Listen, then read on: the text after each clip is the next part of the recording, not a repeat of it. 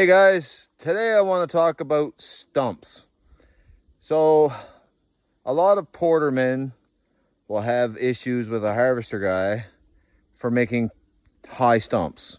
We hear it all the time. Um, you know, they're going to run over them. I'm in the wheeled machine. We're going to run over them. Everybody has to hit them if you leave them. So the stump, there is a regulation for stumps. So I'm going to start by showing you this tree over here.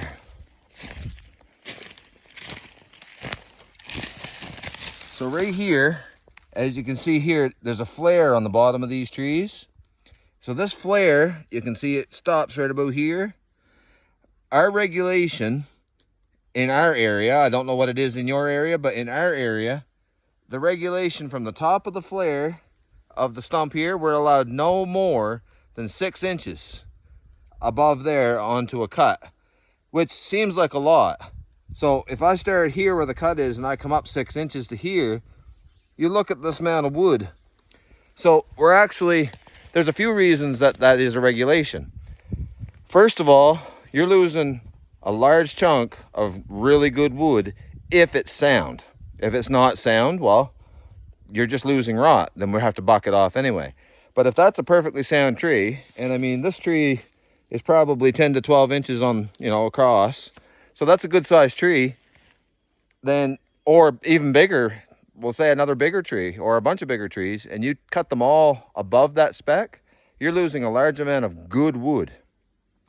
Second of all, it's going to be damaging on our machines. So rubber tires, the porters have, double bogies. There's 8 tires on the porter. Some of them have 6. I have 6 on my harvester, see? And, you're going to run over them. You're going to damage your tires. You want to have longevity in your tires, your half tracks. Because you can see here the half tracks are the chains on my bogies. The back side here, this doesn't have chains or anything. I just run them without them. But these here will take a beating too. The bigger the stumps, the bigger the beating they're going to take. These here are just metal. They're going to eventually break, wear down. So we don't want to do that. So if we're going to look at a good solid stump, I'm going to give you some examples. This stump actually has some of the flare left in it. So when I cut the tree, some of the mills don't like a flare. I may have to cut the flare off after I take it off the stump. But this stump is nice and low to the ground. If you do run over it, it's going to churn it all up. And then when they go to scar fire it, trench it and all that, it's actually going to turn these stumps up. Now, if we come over here, I got a bigger one. And you can see right here, this one has right at the top of the root flare, literally that's where I cut it off. And you can, it's got a little bit of rot and stuff, so obviously I would have bucked it off. But this one here is a satisfied stump too, because it falls under regulation. Now, we don't want to get up any higher. Obviously, the 6 inch is one thing. That's just one regulation we have to deal with. The other one is something called barber chairs. Dangerous for a lot of reasons. But here's an example of one that I made myself cut. I don't like to cut them. And you shouldn't be cutting them if you're an experienced operator. You want to work at not getting them. But this.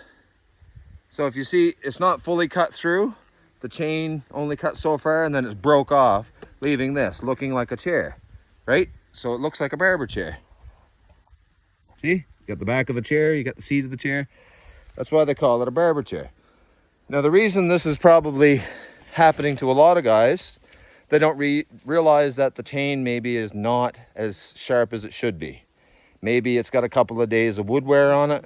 It's still sharp, still cutting some. Maybe it's still processing well, which is the horizontal position when it's cutting. But off the stump, maybe one side's a little bit dull. Maybe your bar has a little bit of a twist in it. Maybe it's got a little kink in it. So it doesn't go through the tree. It doesn't glide through the tree nicely. It just goes in, kind of binds. If it does have a twist, these bars have to be fairly straight. So maybe that's another reason. Or the operator himself has a tendency to grab the tree, put side pressure on it. So if you're grabbing, let's say this tree with the harvester head, to grab it this way and then put a side pressure on it to like push sideways to get it off when you cut it, and it's not cut fully through before that tree starts to fall, you're going to end up with a barber chair. So if you're out there and you're just learning to do these things, that's a little, I hope that helps you, because barber chairs are bad. Like, you could slash a tire, you could snag a hose off your head. If I'm out or somebody else is out walking the blocks, walking the areas, you trip and fall on that thing.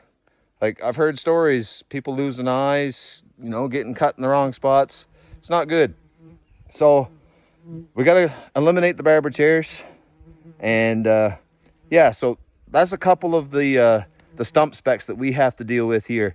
Once the tree's down, we have to look at things like rot and curve and swaying the tree and all this stuff, kinks and all this stuff. But for right now, I wanted to do this little overhead about the stumps.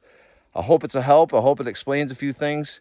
But we are regulated on everything we do in the woods. DNR has specs. Each mill has specs that wants us to do certain things as well. So for the general public that doesn't understand what we do in the woods, like I said, everything has a regulation. We're not just out destroying everything. There's a reason we do things. And I'll get into some other things like waterways and all that stuff another time. But for tonight, there's your stump. We don't want that. We want that. Okay? Have a good day, guys. We'll catch you later.